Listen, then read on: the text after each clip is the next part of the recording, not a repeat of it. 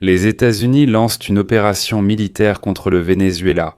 Le ministre de la Défense américain, Pete Hegseth, a annoncé l'opération Lance du Sud contre les narcoterroristes pour protéger les États-Unis des drogues mortelles.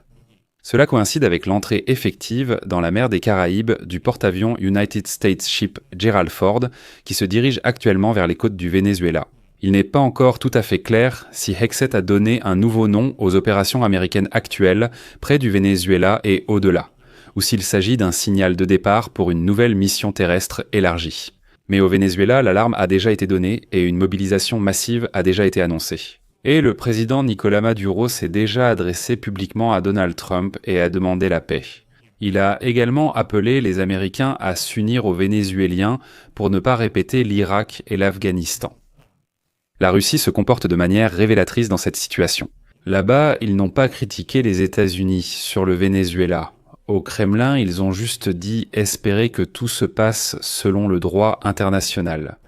Je suis Alexei Pichi. Avant de commencer à discuter, abonnez-vous à la chaîne, likez et laissez un commentaire détaillé sous la vidéo. De plus, abonnez-vous à ma chaîne Telegram Pichi News. Le lien se trouve dans la description de cette vidéo. Nous publions les actualités en temps réel dès leur arrivée.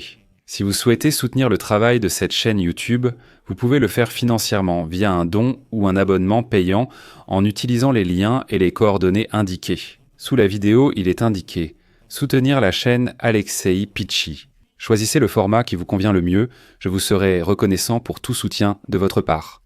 Ainsi, le ministre de la Défense des États-Unis, Pete Hegseth, a annoncé une nouvelle opération appelée « Lance du Sud », visant à réprimer les narcoterroristes dans l'hémisphère occidental.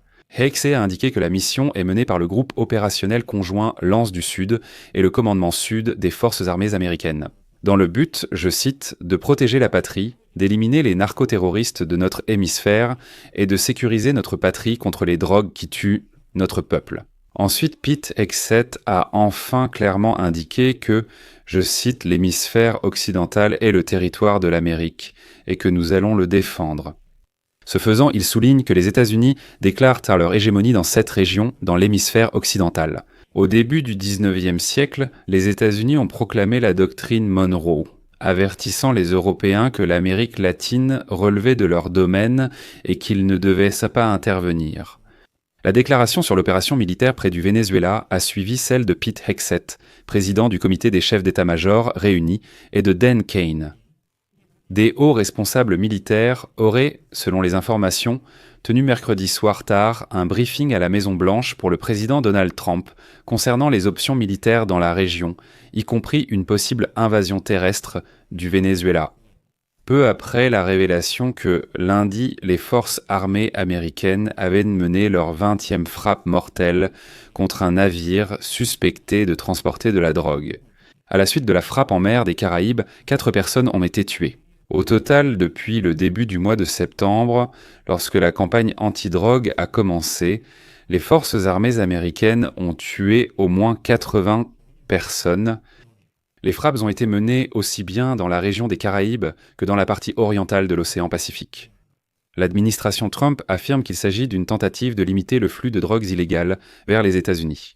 Mais le fait est qu'à la fin du mois de janvier, les militaires américains ont annoncé que la 4e flotte de la marine américaine lancerait une nouvelle opération appelée « Opération Spéciale Sendai » Lance du Sud, au cours de laquelle une combinaison hétérogène de systèmes robotisés et autonomes sera utilisée pour soutenir la détection et la surveillance du trafic illégal, ainsi que pour tirer des enseignements pour d'autres théâtres d'opérations militaires. C'était une citation. En janvier, les militaires ont déclaré que l'opération se déroulerait dans le commandement sud des forces armées américaines qui couvre la Bulgarie, les pays d'Amérique du Sud et d'Amérique centrale, ainsi que la région des Caraïbes. C'est pourquoi il n'est pas encore clair ici comment exactement la déclaration de Pete Hegseth correspond aux nouvelles concernant le sud du Javelot, publiées dès janvier. Est-ce la même chose ou des opérations différentes ? Pete Hegseth a-t-il seulement révélé une opération déjà prévue en janvier ou s'agit-il d'autre chose ? Début octobre, Pete Hegseth a annoncé que le Pentagone avait créé un groupe opérationnel conjoint pour lutter contre les cartels de drogue dans la mer des Caraïbes, en opérant dans la zone du commandement sud. Et voici que le commandant du commandement Sud, l'amiral L. Van Holsey, a déclaré, je cite, « En formant un groupe opérationnel conjoint autour du quartier général de TUMEF, nous allons renforcer nos capacités à détecter, intercepter et démanteler les réseaux de trafic illégal plus rapidement et en profondeur, en collaboration avec nos collègues des États-Unis et des pays partenaires.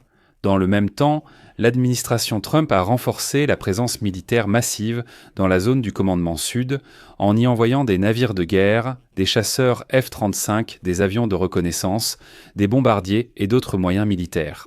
En augmentant la pression sur le président du Venezuela, Nicolás Maduro, que l'administration Trump a qualifié de « dirigeant illégitime » et même de chef de cartel de la drogue.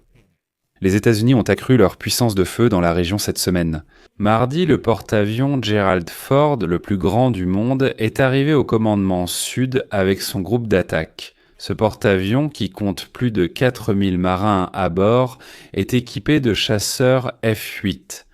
Et juste après l'arrivée du porte-avions dans la région, Hexed a tenu un briefing pour Donald Trump et a annoncé le début d'une opération militaire. Mais les experts assurent que dans les prochains jours, il y aura tout de même du calme. Pourquoi ?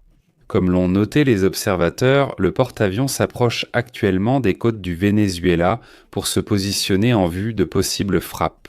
Dans le même temps, le président du Venezuela, Nicolás Maduro, qui avait précédemment annoncé une mobilisation massive dans le pays, a déclaré publiquement aujourd'hui que le peuple des États-Unis devait s'unir au Venezuela pour la paix sur tout le continent américain. Maduro a exhorté les États-Unis à éviter un nouveau conflit prolongé, s'adressant en espagnol à son peuple lors d'un rassemblement à Caracas. Citation : « Nous devons nous unir pour la paix en Amérique.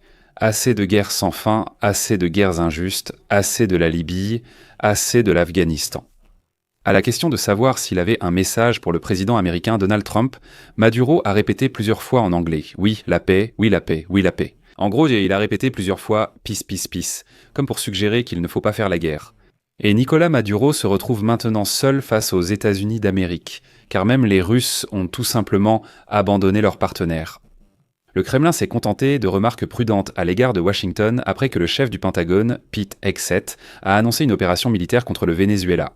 Et le porte-parole du Kremlin, Dmitri Peskov, a déclaré aujourd'hui, je cite, « Nous espérons qu'aucune action ne sera entreprise qui pourrait conduire à une déstabilisation de la situation dans la région des Caraïbes et autour du Venezuela.